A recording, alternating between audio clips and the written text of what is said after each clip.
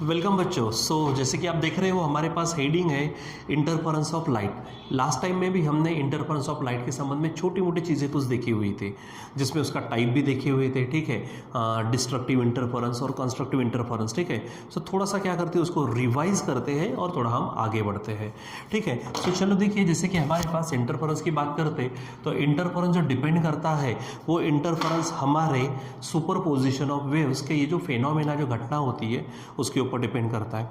जैसे कि मान लीजिए कि हमारे पास में आप कोई भी ले सकते हैं, एक आधा वाटर सरफेस ले सकते हैं। वाटर सरफेस के ऊपर में भी क्या तैयार होते हैं, हमारे वेव्स तैयार होते हैं। ठीक है, तो अगर मान लीजिए कि ये वाटर सरफेस है सीधा और इसके ऊपर में मान लीजिए कि वेव तैयार हुई है, तो मान लीजिए कि वेव जो तैयार होती है उसके ऊपर में वो हमारे ट्रांसवर्स वेव है। उसमें से अगर मान लीजिए कि मैं यहाँ पर क्या कर लेता हूँ, एक ऐसा क्रेस्ट ले लेता हूँ। ठीक है, समझो कि यहाँ पर हमने क्या ले लिया, क्रेस्ट ले लिया, और उसी समय में वहाँ पर मान लीजिए कि एक यहाँ पर ट्रफ आ गया। ठीक है, सबसे पहले तो हम ये जानते हैं कि हमारे पास में अगर हम बात करते हैं, ठीक है, हमारे पास में अगर बात करते तो आपको मालूम है जो क्रेस्ट होता है, वो क्रेस्ट का मतलब क्या है कि यहाँ पे जो पार्टिकल है इस पार्टिकल को ऊपर उठाने की कोशिश करता है, और जो ट्रफ होता है, ट्रफ क्या करता है, पार्टिकल को नीचे खींचने की कोशिश करता है। ठीक है, तो यहाँ पर भी क्या होगा, यहाँ पर कोई जो पार्टिकल है, ठीक है, ऊपर में जो हमारे पास में क्रेस्ट तैयार हो रही है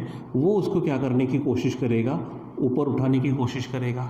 उसी समय में अगर हम बात करते हैं तो ये ट्रफ इसी पार्टिकल को नीचे लाने की कोशिश करेगा, और जब बात करते हैं तो जितना वो ऊपर जाने की कोशिश करेगा उतना ही वो नीचे जाने की कोशिश करेगा। और एक तरह से देखा जाए तो उसके ऊपर कुछ भी फोर्स एक्ट नहीं होगा, और कुछ भी फोर्स एक्ट नहीं होगा तो पार्टिकल कहीं पर नहीं जाएगा। ठीक है, यानी यहाँ पर दूसरी भाषा में बोले तो इसका जो एम्पलीट्यूड है वो एम्पलीट्यूड कुछ भी नहीं होगा। ठीक है, यानी ये क्या करेंगे, क्रेस्ट और ये जो ट्रफ है ये एक दूसरे के इफेक्ट को क्या करते हैं, डिस्ट्रॉय करते हैं। ठीक है, और इसीलिए हमको जो मिलता है यहाँ पर, तो यहाँ पर जो मिलता है हम उसे कहते थे डिस्ट्रक्टिव इंटरफेरेंस। ठीक है, क्या कहा था हमने उसको, डिस्ट्रक्टिव इंटरफेरेंस, अगर आपको मालूम हो।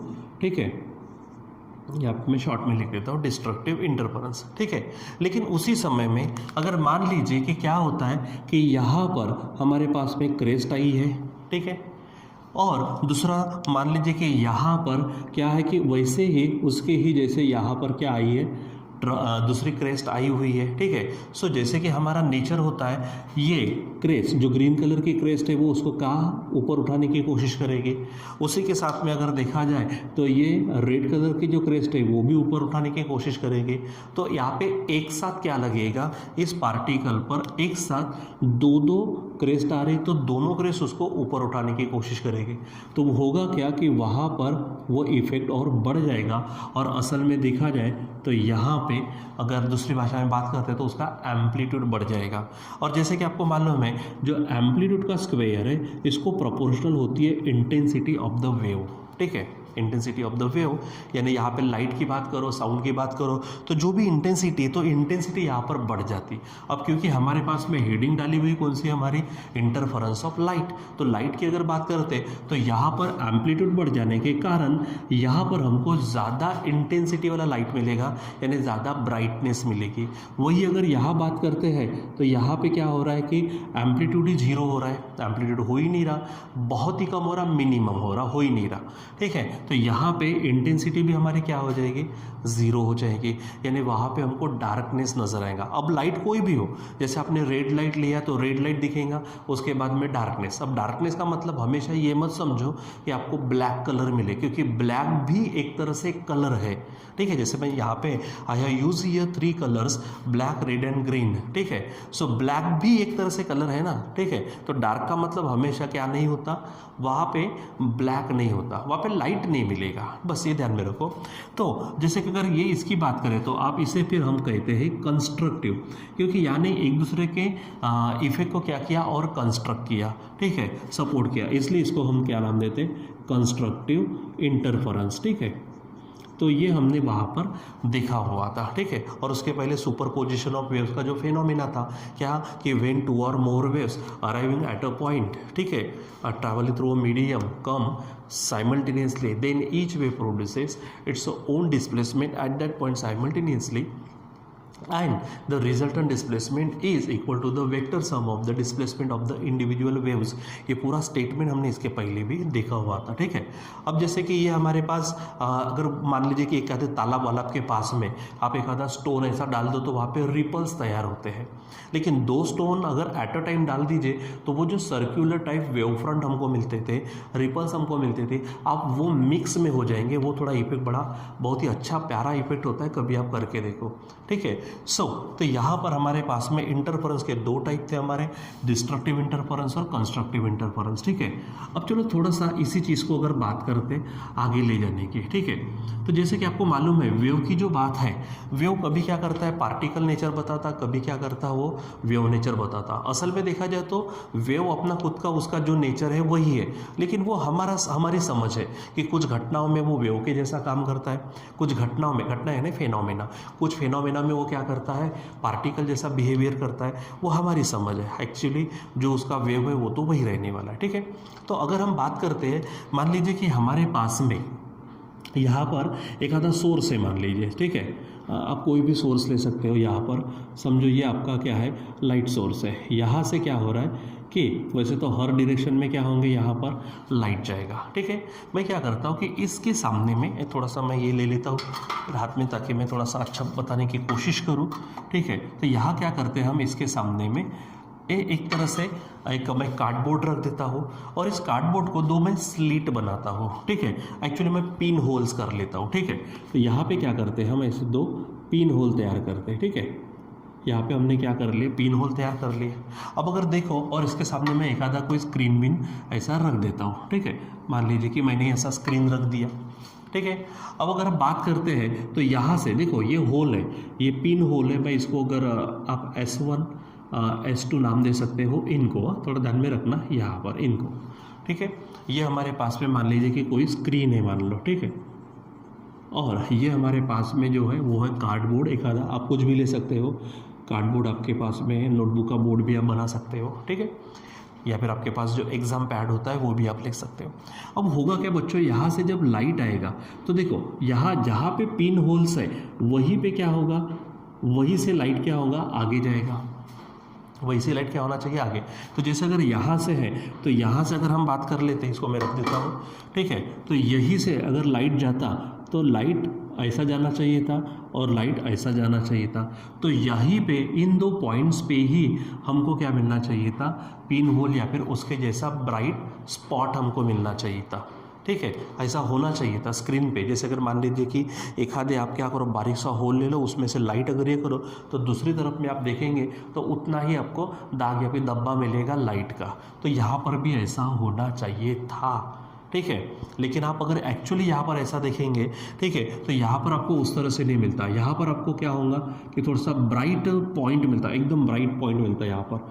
फिर उसके बाद में थोड़ी गैप मिलती है, फिर यहाँ पे क्या मिलता है ब्राइट पॉइंट मिलता है, फिर गैप मिलती है, फिर ब्राइट पॉइंट मिलता है, फिर गैप मिलते हैं, फिर ब्राइट पॉइंट मिलता है, फिर गैप मिलती है, फिर ब्राइट पॉइंट, इस तरह से मिलता।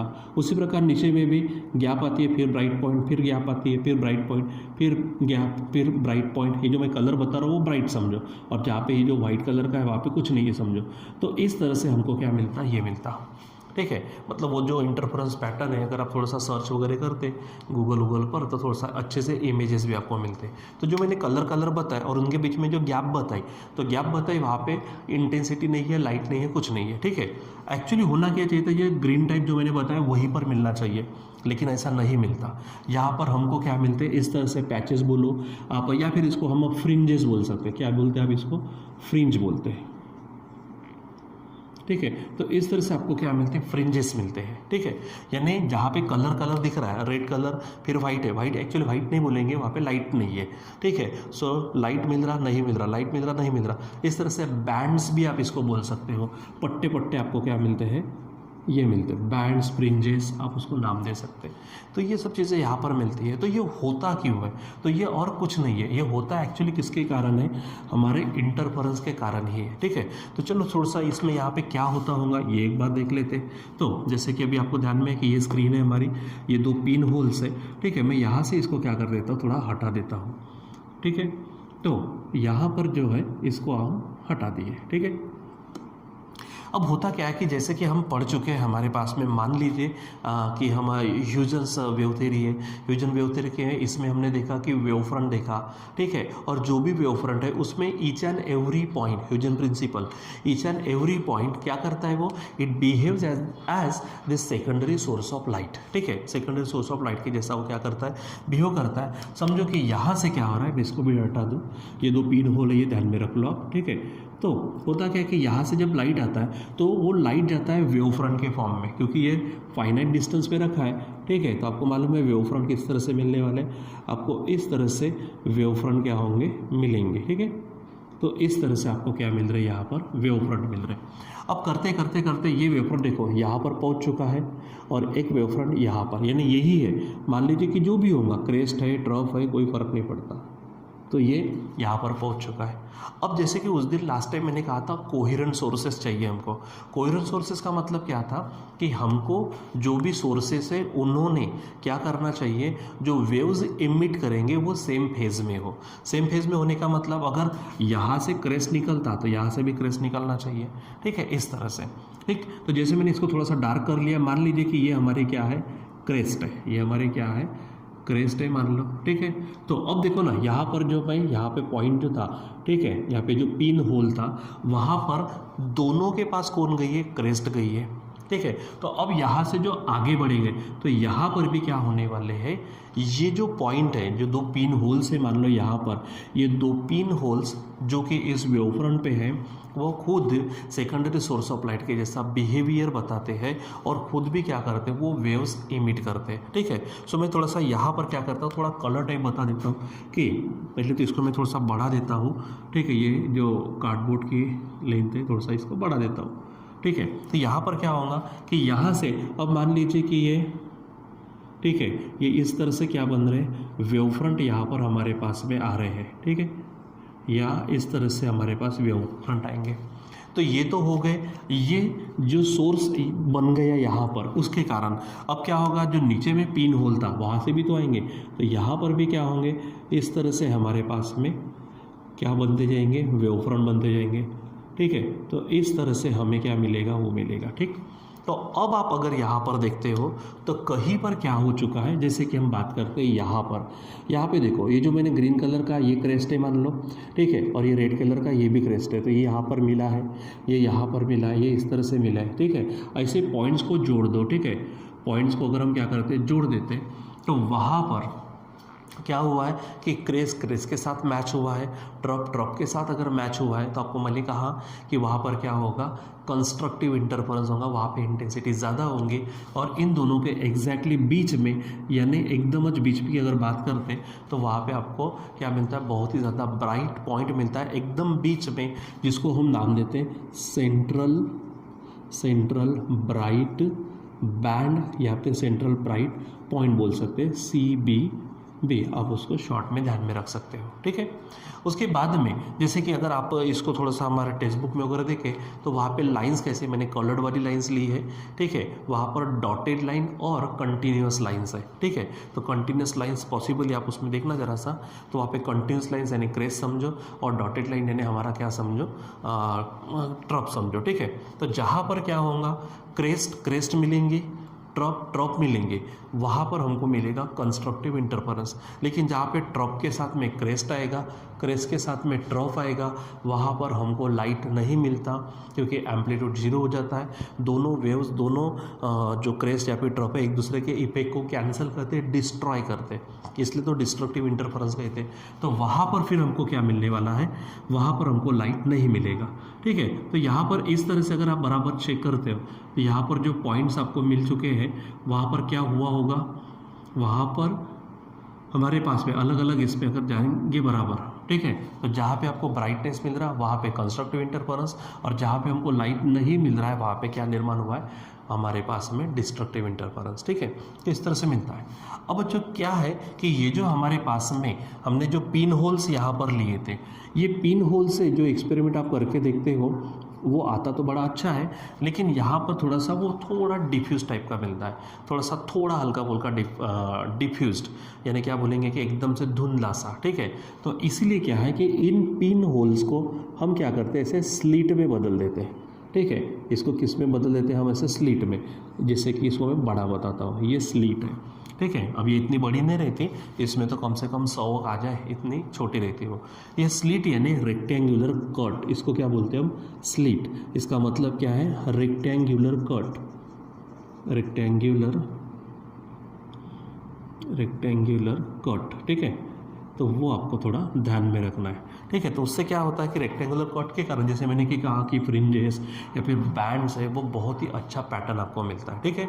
सो अब ये पिन होल को हटाकर क्या कर दिया हमने, यहाँ पे स्लिट का इस्तेमाल किया। और क्योंकि आप देख रहे हैं यहाँ पे एक स्लिट, दो स्लिट है, मतलब दो स्लिट्स है, इसलिए इस एक्सपेरिमेंट को हम नाम देते हैं डबल स्लिट एक्सपेरिमेंट। क्या बोलते हैं हम, डबल स्लिट एक्सपेरिमेंट। और ये जो हमको दिया था, यानी सबसे पहले जो इंटरफेरेंस पैटर्न स्क्रीन पर देखने को मिला, जो जिसके कारण मिला है, वो था हमारा यंग, ठीक है, यानी उसका नाम है, इसलिए इसी को हम नाम देते हैं यंग्स डबल स्लिट एक्सपेरिमेंट।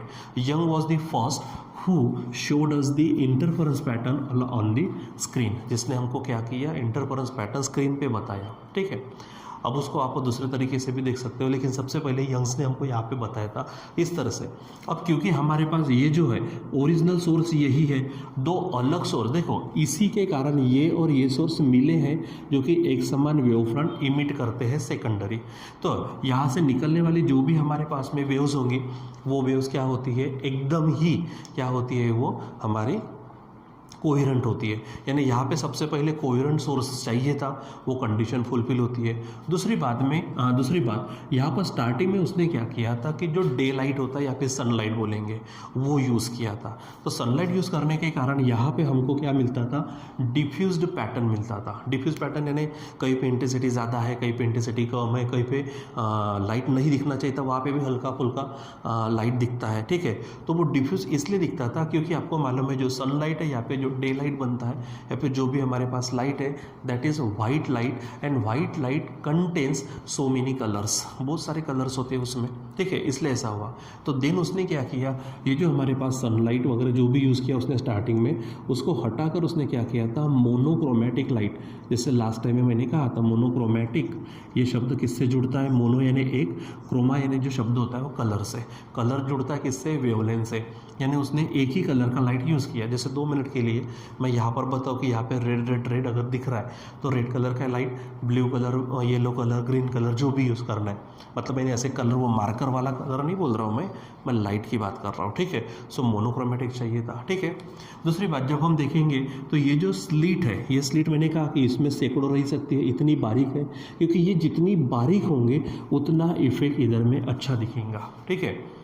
इसलिए जो स्लिट्स हैं, दे स्लिट्स शुड बी नैरो, या फिर सोर्सेस बोलेंगे, सोर्सेस नैरो चाहिए। दूसरी बात, यहाँ पे एक सोर्स मैंने यहाँ लिया हुआ है, एक सोर्स हमने यहाँ लिया हुआ है, ठीक है। ये दो सोर्स में आपको दिख रही है इतनी बड़ी गैप, लेकिन ये इतनी बड़ी गैप नहीं रहती मेरे बच्चों, वो एकदम इतनी कम रहती कि उसके बीच में अगर डिस्टेंस अगर देखते हैं तो नेकेड आई से थोड़ा सा अच्छा दिखता भी नहीं है, ठीक है। वो मिलीमीटर से भी कम के रेंज का रहता है। ये जो बैंड्स आपको नज़र आ रहे हैं, ये बैंड की जब हम विड्थ देखेंगे, जिसको हम बैंड विड्थ बोलते हैं, जो कैपिटल एक्स रहने वाला है, ये कैपिटल एक्स भी हमारा मिलीमीटर के रेंज का रहता है, यानी बहुत ही कम रहता है, ठीक है।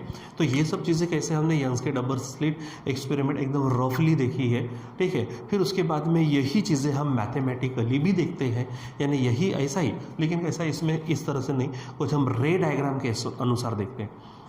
रे डायग्राम के अनुसार दिखते हैं तो वहाँ पे फाइनली हम जो निकालते हैं वो हम x निकालते हैं, जिसको हमने क्या कहा है, बैंड विड्थ कहा है, ठीक है।